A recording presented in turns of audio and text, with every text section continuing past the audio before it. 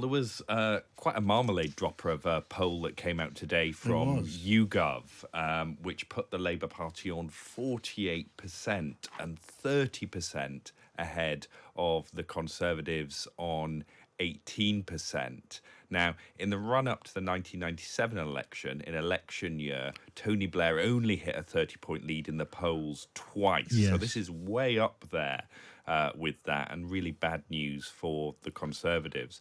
Though I should say it's not the only poll out there today. There was another poll, JL Partners, still a big Labour lead, but only 15 points. So a 15-point difference between those two polls. Yeah, which gets you into the question of how the polls are conducted, methodology. And look, just give us a little bit of an insight into how that happens for people who listen to you, as people always should, and see there's this big discrepancy between the leads recorded for Labour in different opinion polls, which has to do with methodology. Just explain that a little bit to us. Yeah, so there are lots of different ways in which the polls will differ in how they treat different groups. So one of the things that we try and do is make sure we've got the most accurate sample, but that occasionally means we have to give more weight to certain groups than others. So we might weight up the over 65s if we don't have enough, and everyone makes slightly different calculations on what they weight. Some do it on education, some do it on social grade. Age, gender and region are quite common. But another big difference is how the polls treat the don't knows. And there's a range of different approaches across the pollsters. So some more traditional pollsters just ignore them. They just remove them from the sample and reallocate. Some of the ones, our poll, for instance, we ask don't knows a second question. We say, but if you had to choose, where would you go? And do it based on that. And JL Partners that came out today, they use machine learning based on other voter preferences to try and predict where those voters would go. So range of different approaches. And, you know, the interesting thing is, because Labour are so far ahead, it doesn't really seem like it matters at the moment. But let's imagine there was a poll which came out today which had a dead heat and won 15 points ahead, which is the same difference. Yeah. We'd be having a much bigger debate now. Well, imagine it was the day before polling day and the general election. We'd all be looking at you and saying, have you made a massive clanger here, Luke, or who's got this wrong? Because you can't both have got this right. I mean, you'd think after all the experience that people like you have had in conducting polls, there would be some kind of idea, some sort of idea of the correct, empirically correct way of weighting don't knows, for example, but no such thing exists. Not really. And the truth is, you know, the electorate is also changing. What's unusual about this cycle, of course, and why we have to pay more attention to the don't knows, is that whilst there are always a good chunk of don't knows, this cycle is unusual in having so many people that voted Conservative at the last election, but who now say they don't know who they'll vote for. So there are much bigger, more significant chunks. And we have to keep getting better because the things that predict voting behaviour change. So education is way more important now than it was 20 years ago when class was a much bigger dividing line. And some of those big polling missers, if you look at the US, Donald Trump, for instance, that was because not enough attention was paid to education. Yeah.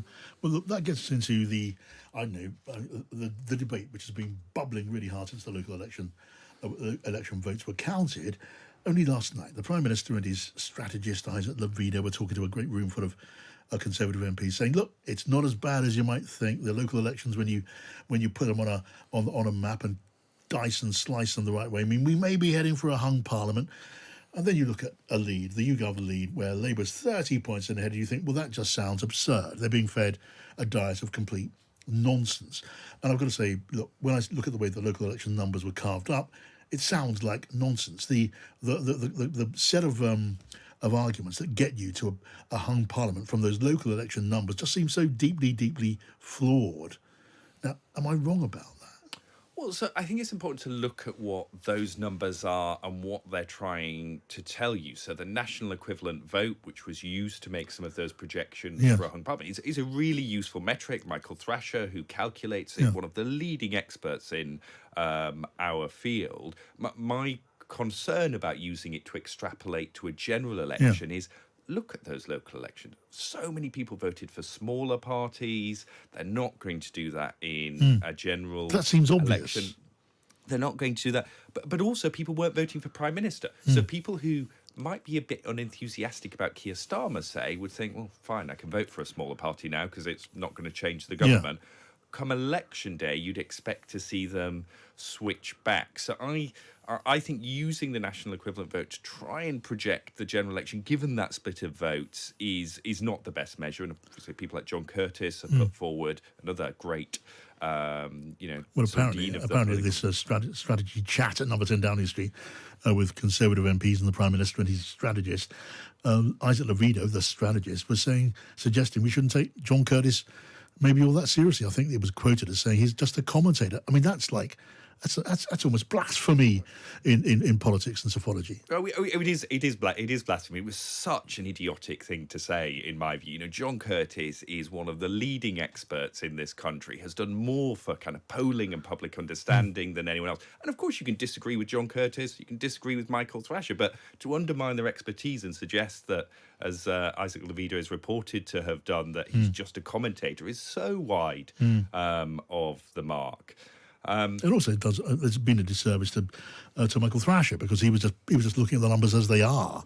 Now, when you've done your own calculations, which come up with a different conclusion, I think it's a 12-point lead, way behind some of the polls, I have to say. And I mean, have you taken account of the variables, the known knowns, as it were? You've added in Scotland, which is on the basis of what? Sort of how many seats for Labour in the SNP? So Scottish polling at the moment we've looked at. So what we did is we took another measure, which is the Police and Crime Commissioner elections, because they were right across England and Wales.